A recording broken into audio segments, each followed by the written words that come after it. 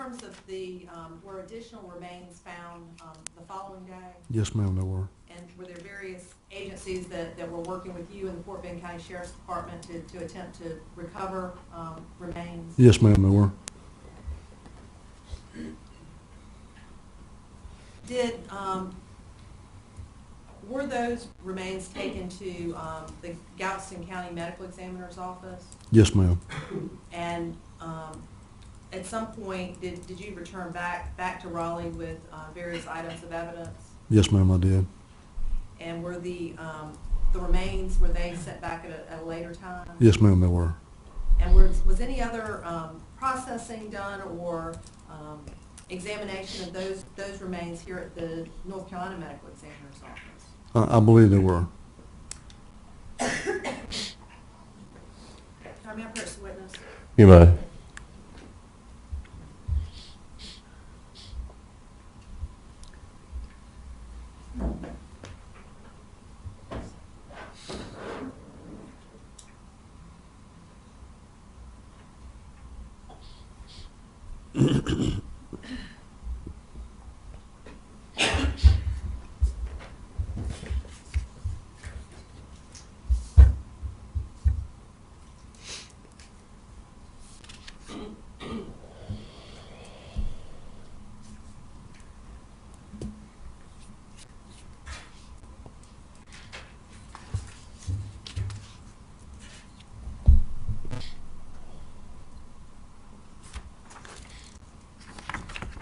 Gil, I'm showing you what has been marked for identification purposes as State's Exhibit A-233.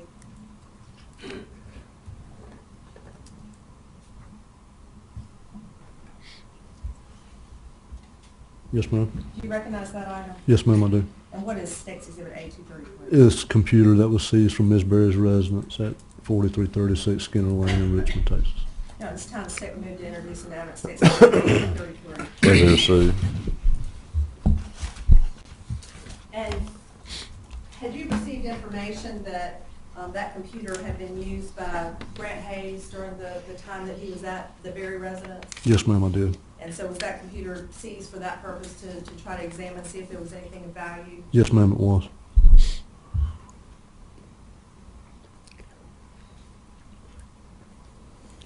You indicated that you and Detective Latour returned back to Raleigh. Yes, ma'am. Okay, and did you have further duties and responsibilities with regard to this particular investigation? Once we arrived back, we took all the evidence that we brought back from Texas and packaged it here and submitted it to our evidence room here in Raleigh for storage.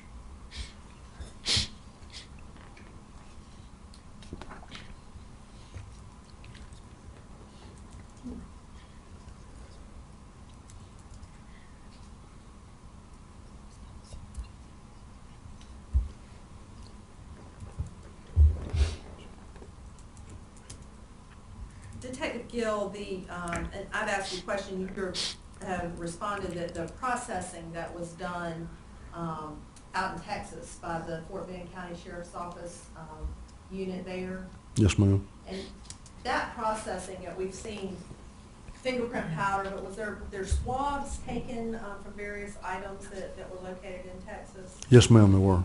And was that done by the Texas authorities? Yes, ma'am, it was. And then were those swabs turned over to you, being the Raleigh Police Department, for further examination? Yes, ma'am. Yes, ma'am, there were.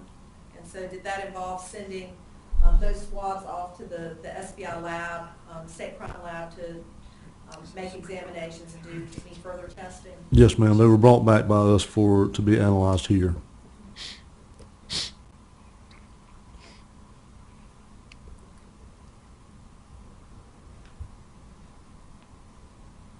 With regard to your involvement in this case after you got back to Raleigh, you indicated you were responsible for packaging various items of evidence. Did you participate further into this investigation?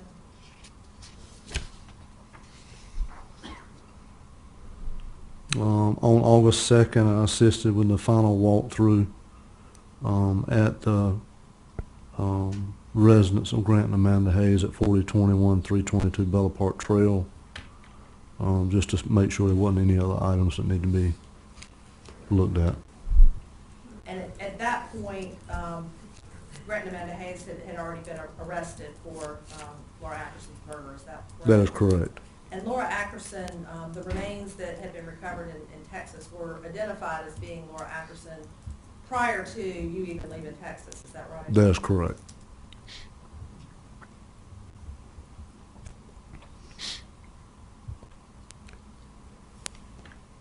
Thank you, Your Honor, that's all I have at this time. All right, Mr. Gaskins, do you have questions? Yes, thank you, Your Honor. Good morning, I think, Good morning. Detective Gill. The clock's behind me. When you were first advised that there was an investigation that was beginning, were you investigating it as a missing person report? Yes, sir, we were. Or did you think at that time that it was a homicide investigation? It was a suspicious missing person. So,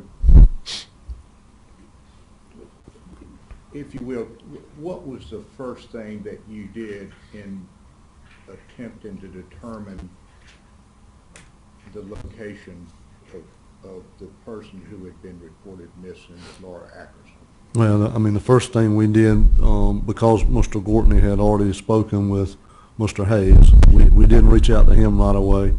We started looking at cell phone records for Ms. Ackerson to see if we could pinpoint the last time she used the phone, where she was at the last time the phone was used, any people that she talked to around that time frame that we might be able to talk with to identify where she was going, what she was doing. I prepared the BOLO and sent that out to all Raleigh units to be on the lookout for her, look out for her car, things of that nature. Yeah, one of the things that you did in attempting to identify who she may have been talking with was to look at her telephone records. Correct. And you also looked at the telephone records at some point for Grant and Amanda Hayes. Is that correct? That is correct. And of course, if there are telephone calls going back and forth between the two numbers, they would show up on both bills. Correct. Now, I believe you indicated that you were able to determine from examining, or let me ask you, if the telephone number that you examined for Grant Hayes was 917-744-7651. Do you have that in front of you? That is correct. Yes, sir. Am I saying it correctly? That's the correct number that I examined. And I think if you will go over to the page 3 of that document. Yes, sir. If our exhibits are numbered correctly, and if I'm not mistaken, you indicated that you were able to determine that Laura had made a telephone call to the telephone number that Grant Hayes shares, 917-744-7651 at 4:59 p.m. Is that correct? She placed a phone call to that number, yes, sir, at 4:59 p.m. And you were also able to determine that that phone call was, that the phone from which she was speaking was somewhere in the area of Crabtree Valley, correct? It was somewhere in the area of Bella Park Trail. I can't say exactly where it was at, but it was within the cell tower that would cover that address. Now, You talking about Ms. Ackerson's phone? Or I was talking about Ms. Ackerson. Ms. Ackerson's phone is hitting the tower on Arrowwood Drive, which is right there at Glenwood and 440, yes, sir. Okay, somewhere in the area of Crabtree Valley. Right. There is also a food court at Crabtree Valley, isn't there? It's been a long time. I would say it is at most malls. And at some point, I believe you indicated that when the vehicle was located, when Laura's vehicle was located approximately a week later, or the following Tuesday, am I correct?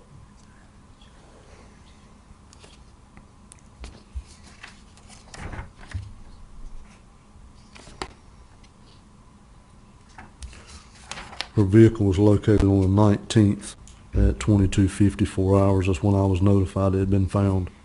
At the Cameron Crest apartment? Correct. And on the right front floorboard of that vehicle was a tray of food, wasn't it? I have no idea. I didn't assist in searching that vehicle or anything. I understand. So you don't also know that there was a styrofoam cup sitting in the cup holder next to the driver's steering wheel? No, sir, I do You don't not. know what was in it? I have no idea what was in it. Let me ask you this, if you know, once that vehicle was initially processed, I believe the testimony has been thus far that it was a missing person report at Mhm. that moment. Mhm. And once it became apparent that it was a homicide investigation, was the vehicle then examined more closely? Or was it examined again? Once I realized that this was a homicide investigation, I was in Texas. Okay. So I didn't have anything to do with the ongoings here in Raleigh other than communication back and forth to let everybody know what was going on. If you will, go back to the exhibit with the telephone numbers on it. Okay. The telephone number from, the telephone call from Laura at 4:59 p.m. Was to that 917 exchange that we talked about, correct? Yes, sir. Do you see that the next telephone call that was made from that 917 exchange was made to a 201 exchange? I do not have the phone records. I'm sorry. I'm testifying strictly from my report. You're Right. Yes, sir.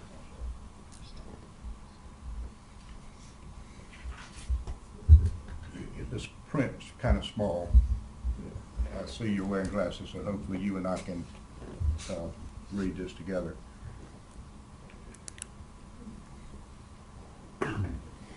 You got your back to the jury, Mr. Gaskins. You have your back to the jury, okay? So,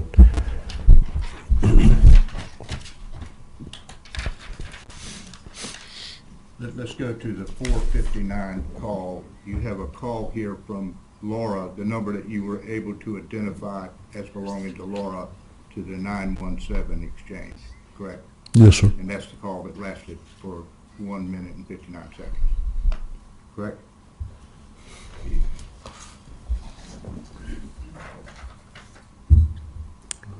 Yes, sir. That's correct. The very next call that is made from the 917 exchange is to a 201 area code, isn't it? Yes, sir. It is. Did you make any effort to determine who that 201 number belonged to during the initial phases of this investigation? No, sir. Now, if you will, and I'm sorry, we're kind of having to trade this back and forth so that we don't have to read upside down. Do you see on this record that at 6:37 p.m. that a telephone call was placed from the 971 exchange to Laura's phone number? Yes, sir. And again, do you see that at 6:59 p.m. that a telephone call was placed from? No, that's an inbound phone call. See, Yeah, you're on the wrong one. I'm on the wrong one, okay. Okay. At 49. 6:49 p.m., a telephone call was placed from the 917 exchange to Laura's phone number. Yes, sir. I do. Now,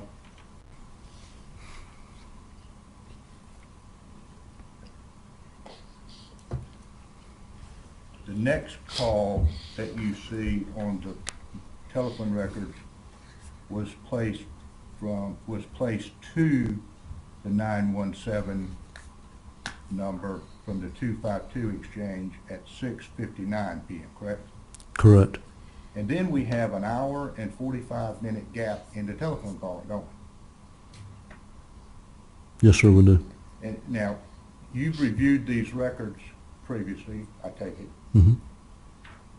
Person using the 917 exchange is constantly talking on the telephone, isn't he? Well, I can't say constantly, but frequently. A lot. In other words, we have 20 pages of calls here that are reflected over a period of just a few days, and I think there actually is a number reflected here somewhere, 312 Mm-hmm. telephone calls on that phone up until July 19th. 312 calls is a lot of telephone calls, isn't it? Significant number. But from 6:59 to 8:42, there's a gap, isn't there? Yes, sir, there is. The very next call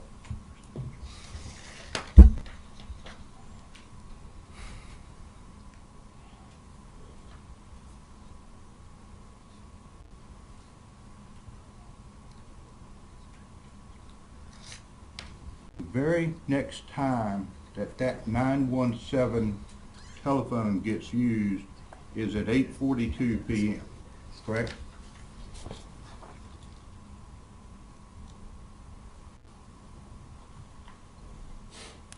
Yes, sir.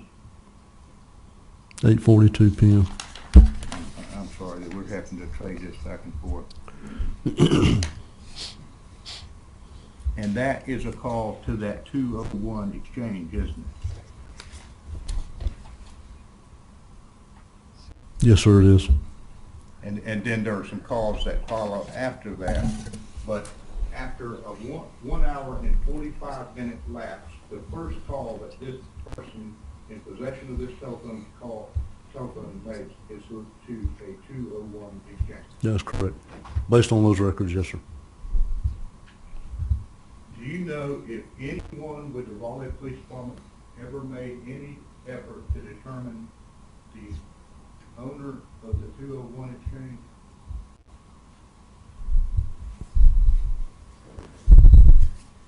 Can I say for certain? No.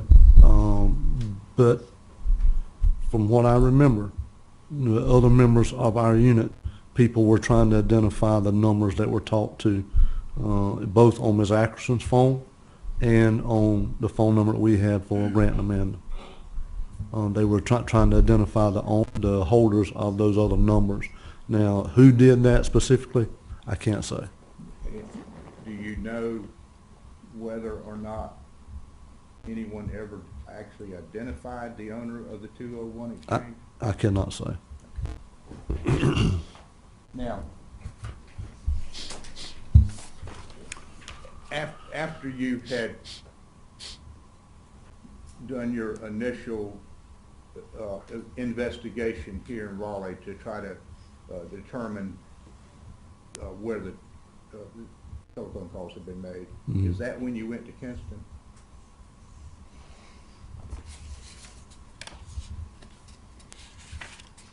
I traveled to Kinston after Ms. Ackerson's vehicle was recovered here. And when you went to Kinston, let me ask this. Do you, as a member of the Raleigh Police Department, have access to computer software that allows you to do research on a particular individual? Yes, sir. It's called a comprehensive investigative report, isn't it? Something like that. Something similar to that, yes, sir. And what it does, one of the things that you or someone else did was to plug Grant Hayes' name into the computer software that you use to determine everything that you can learn about him, where he's lived, where he's worked, things of that nature.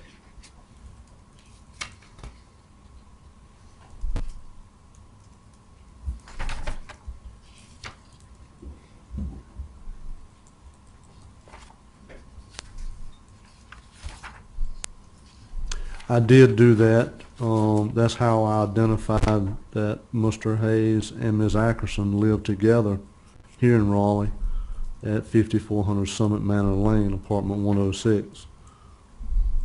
And That- that's just one item in a report that is, what, perhaps 40 pages long about this individual? I have no idea. They differ in length, depends on what information is gathered. You just don't remember how long his report was? Correct. Did you learn that in Kinston, that Grant Hayes or Grant Hayes's family owned up to 6 rental houses in that area? No, sir. You recall that? No, sir. Did you, when you went to Kinston, when was that?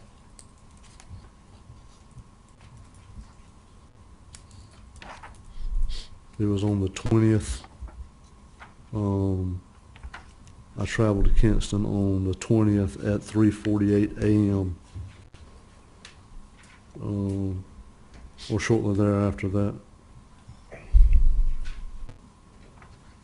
I take it that's when you went to Laura Ackerson's apartment? Yes, sir. I met with Detective Gortney and Agent Chapman at Kinston Police Department initially when I arrived in Kinston. Did you, I believe you indicated at some point you went by the address on Holman Street to talk to Grant Hayes's parents?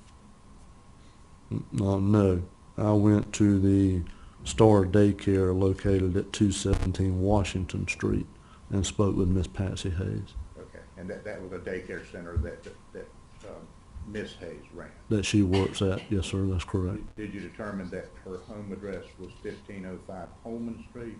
I received the information that she provided as far as her current address being 1505 Holman Street, Kinston, North Carolina. Did you have any reason to go by an address at 510 Independence Street? No, sir, I didn't go by that address. Did you go by an address 207 East Washington Street? No, sir, I did not. 211 East Washington Street? No, sir, I did not. 403 Cox Street? No, sir, I did not. 307 Cox Street? No, sir, I did not.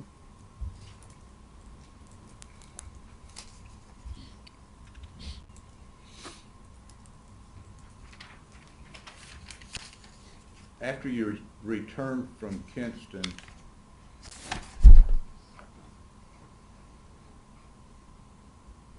what was the next part of your investigation that you did in the Raleigh area?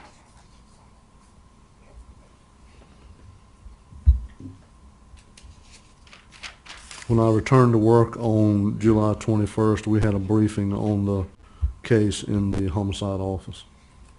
During that briefing is when I was instructed to construct a timeline of Miss Ackerson's activities on the date of July 13th, using the information from the telephone records. Okay. Sometime after you returned from, were you here when in Raleigh still when the Laura's Ford Focus was located? I believe you, if I recall correctly, you did go to the scene where the vehicle was. When her vehicle, Miss Ackerson's vehicle, was located? Yes, sir. Yes, sir, I was here. And I believe you and one of the other detectives actually walked the area from where the Ford Focus was found to the apartment at Bella Park Trail. That is correct. And it was about 400 yards. Approximately 400 yards. And what you did, you walked, if you drove it, you would have to drive around the circle and down the street in order to get to the other complex, right? Correct. But if you walked it, you only had to walk across the field, basically. Well, through a small wooded area, then across the roadway. Yes, sir. And it didn't take you very long to do that, did it? No, sir, it did not. Now, after that were you directed to go to Texas to begin your investigation there? Ms. Ackerson's vehicle was located on July 19th, 2011, and right around 10:54 p.m. That's when I was notified that her vehicle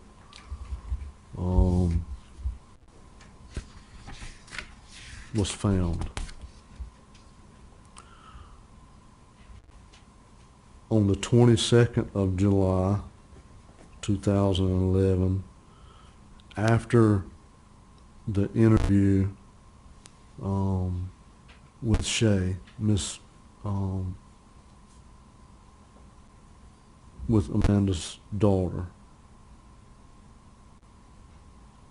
that's when administrative plans began for myself and Detective Latour to travel to Texas.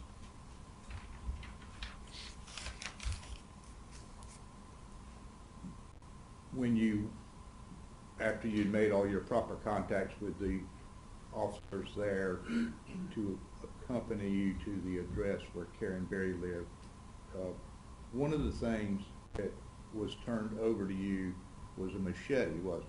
Yes, sir, it was. Could you get that piece of evidence back for us again, Would you like me to remove it from the package? if you will?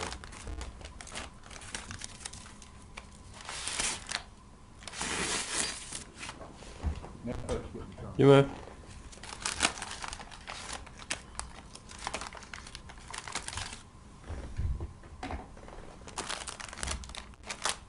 Of course, the handle was on it when it was found in Texas, wasn't it? Correct. And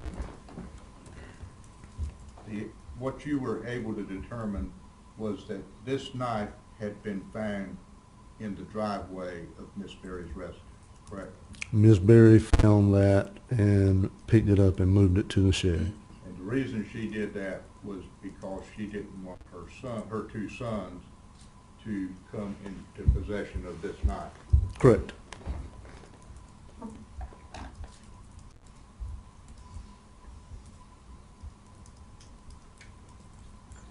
Pretty sharp, isn't it? Most of them are not. No, sir.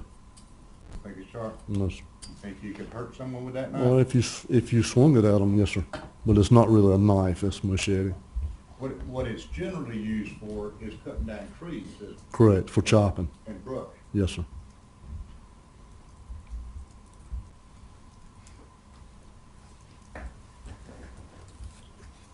Now, I believe you also found this 120 quart cooler someplace at Karen Berry's house. Yes, sir, that's correct. And are these the two coolers that you found there? Yes, sir. Were you aware that at 6:48 a.m. on Saturday, July the 16th, that Grant Hayes had gone to the Walmart at Briar Creek and purchased a 120 quart cooler? Not before I found those, no, sir. Did not know that.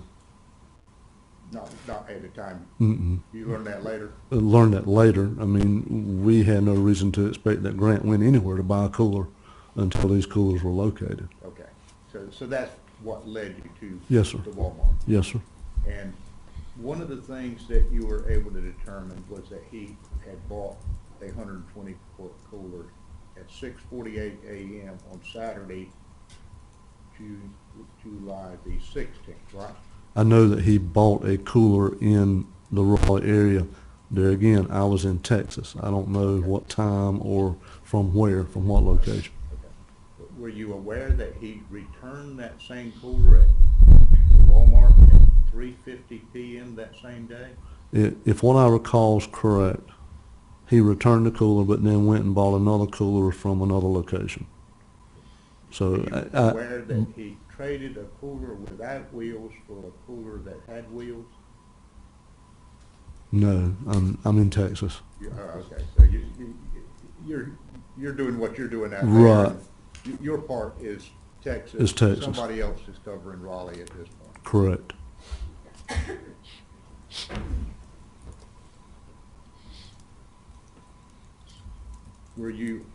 Did you also become aware at some point before you arrived here in court today that a dagger knife had been recovered from the Dodge Durango. Yes, sir.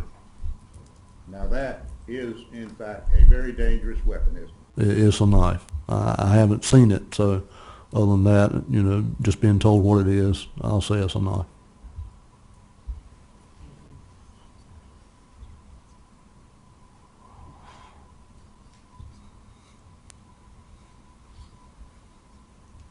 I noticed that these coolers have obviously been fingerprinted. Yes, sir.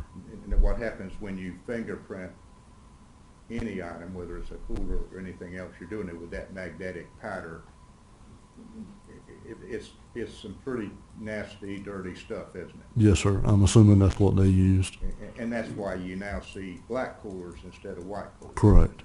And if you happen to be, for example, in a vehicle that has been fingerprinted, this same black powder is going to be rubbing off on your clothing, isn't it? If you touch something that's been printed, more than likely you'll have remnants of that dust on your clothing. That's why you were wearing gloves when you Correct. handled it. Right. Correct. I also believe that you indicated that when you were at Karen Berry's house that you were able to locate that hutch that had been in the U-Haul trailer. Ms. Berry pointed that out to me. Yes, sir. And it was covered with U-Haul wrapping blankets, wasn't it? It was covered with moving blankets. I can't say they're from U-Haul. It was, and it was in two pieces, wasn't Yes, sir, it was. it? And did you attempt to move either one of those pieces of that furniture? They were collected by Fort Bend County's evidence personnel and processed. We moved them when we took them from Fort Bend's custody to bring them to Raleigh. But at the house, I didn't attempt to move them. Did you have to do the physical moving when you made arrangements in order to get them to Raleigh? Me and three other detectives, yes, sir. They were heavy, weren't they? Relatively heavy. One person couldn't have moved them. And it took, what, two of you on two big, strong men to lift each piece, didn't it? It would have taken two people just because of the length.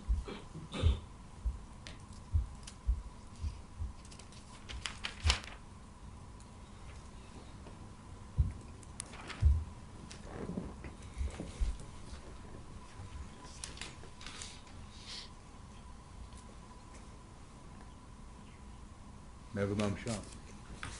Okay.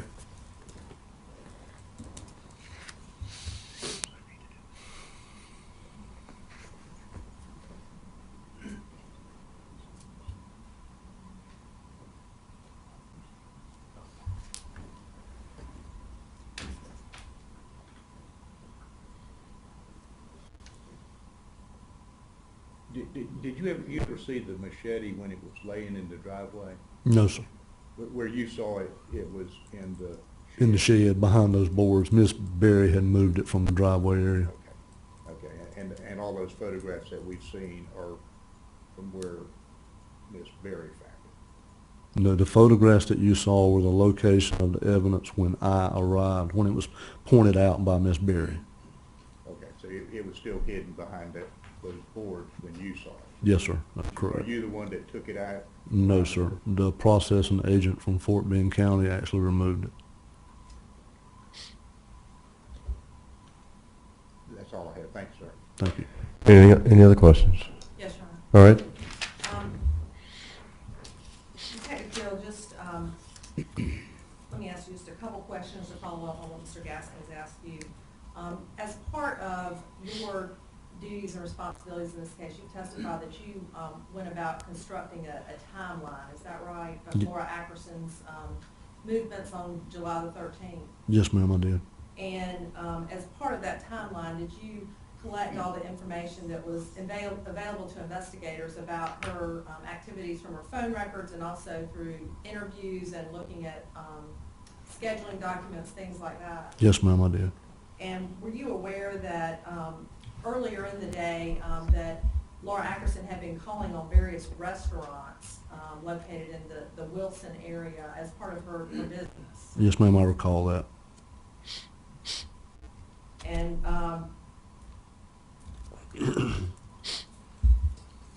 let me also ask you about, you were asked about your analysis of those phone records, and the last phone call being either placed or answered from Laura Ackerson's phone being at 4:59. That's correct. And you were, was that phone, to your knowledge, was that phone ever located in this case? Was it ever recovered? Not that I'm aware of. It wasn't, you didn't find it in Texas? Is that No, right? ma'am, we did not. You, as part of the investigation, had access to the video from her apartment, which shows her leaving at 8 o'clock or thereabouts in the morning of July 13th. That was retrieved from Kinston Police. And you have a chance to see that as well. Yes, ma'am, I do. And seeing, you know, the last clothing that someone had been seen wearing, that was important. Yes, ma'am.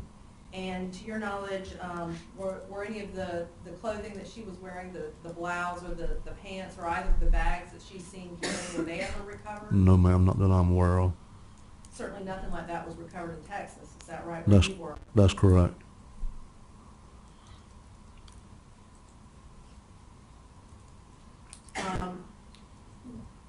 There was a testimony about a recorder that Laura Ackerson used to make recordings from phone calls. Did you ever recover that recorder in Texas? Or? No, ma'am, I did not.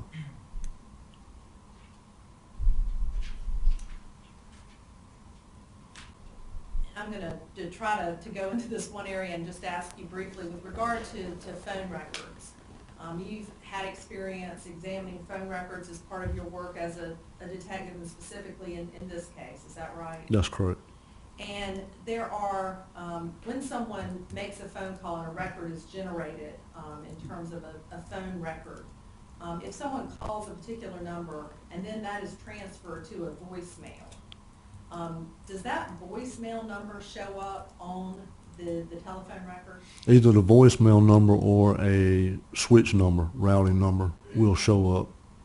And does the switch number, does that appear to be like a telephone number? I mean, in terms of having an area code and having 7 digits? It'll look identical to a telephone number.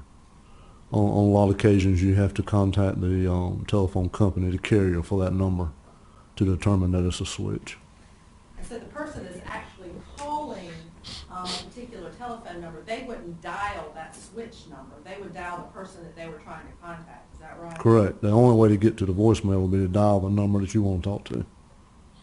And so the switch number, which would show up on the phone record, would not be the number that number dialed. It would just be the one that was switched over to in the phone Correct. record. Correct. Your map briefly published State's Exhibit 79. You may.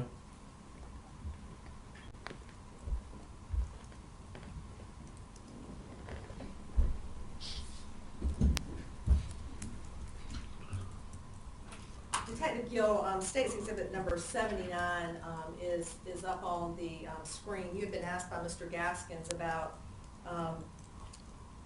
phone calls.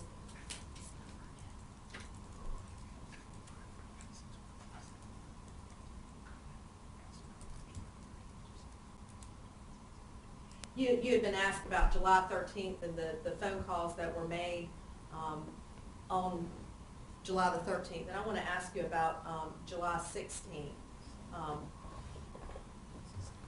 which is the Saturday after Laura went missing on the 13th being the Wednesday. Mm-hmm. And you had, turning your attention specifically to line 196 and 197. Do you see those lines? Yes, ma'am, I do. And line 196 references a phone call placed on July the 16th of 2011. And this is from the last phone number that Laura had called, right? The one that had been identified as one to Grant or Amanda Hayes. The 7651 phone, that's correct. And so that phone call was placed at 10:08, is that right? That's correct. And there's a gap, after that phone call, is there not, before the next phone call? There is. And how long a gap is that? From 10:08 p.m. until 8 o'clock the following morning, so approximately 10 hours. And that phone call, which is at line 197, at 8:07 a.m., were you able to determine the location of that phone at the time that phone call was made, using the cell tower information? Was I able to do that? Yeah, was that one actually determined to be made from, well, the phone was in Georgia? I do not recall exactly. Okay.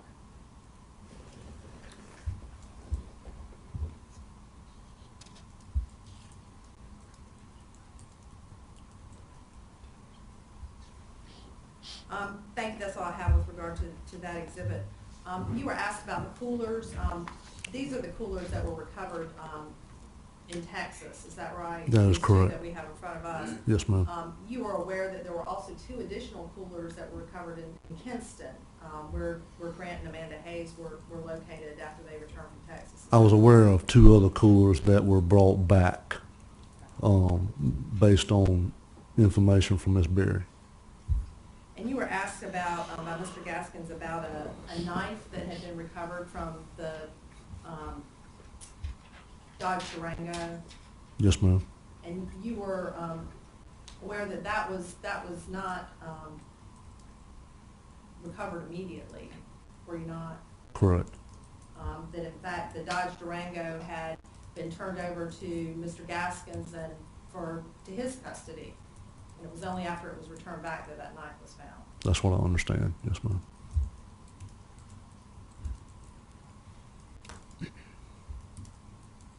Detective Gill, during your years and years of experience as a homicide detective, have you had an opportunity to be at various crime scenes when a body has been located in various stages of decomposition? Yes, ma'am, I have. And would you describe smell? Substantial. You couldn't, as far as the location in Texas. Well, just in general, in terms of dealing with homicide scenes. It's pretty pungent. And does that begin soon after a person is deceased? Depending on the weather. During warm time of the year, pretty quick. And after 3 days, would it smell, no matter what the weather? Right. Would there be a significant smell? Yes, ma'am.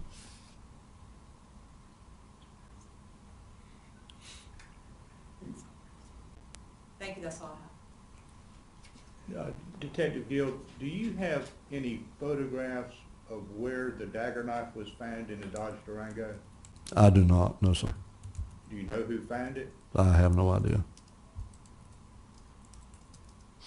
Do you know whether or not it had a serrated tip? I do not. Basically, all I know about the knife is what I heard on the news. Okay, thank you. That's all I have. Anything else? No, Your Honor. All right, thank you, officers. Thank you. You may stand down. Thank you, sir. You're going to collect the items, and unless you need them for your next witness. Do not. Okay. Your Honor, may we approach? Sure.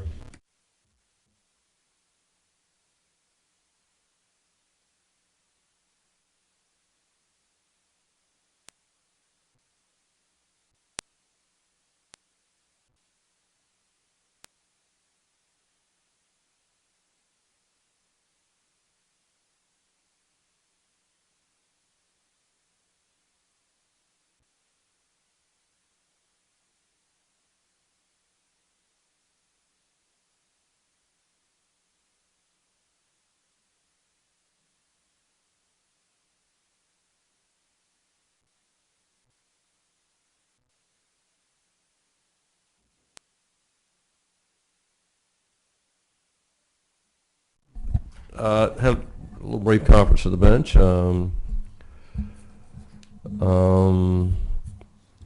Ms. Holt said the words that I always like to hear. We're ahead of schedule. I thought we would be. Okay. I never think it's going to take nearly as long to try a case that the lawyers think it's going to take. Whenever you say, call your next witness, call your next witness, call your next witness, it goes a lot quicker. You can't do that during jury selection, but you can do that during a trial. Okay? So they would like to take a break right now and come back at 2 o'clock, lunch break. And we actually may run out of witnesses before the end of the day, but that's okay. That just means we're way ahead of where we thought we'd be. You haven't heard it all. Keep an open mind. Obviously don't formally express any opinion about the guilt or innocence of the defendant or any matter in controversy. Be careful about your conduct following previous instructions. Come on back and assemble in your jury room at 2 o'clock, and we'll start at that time. Thank you very much. Leave your notes in the chair. See everybody at 2 o'clock. Thank you.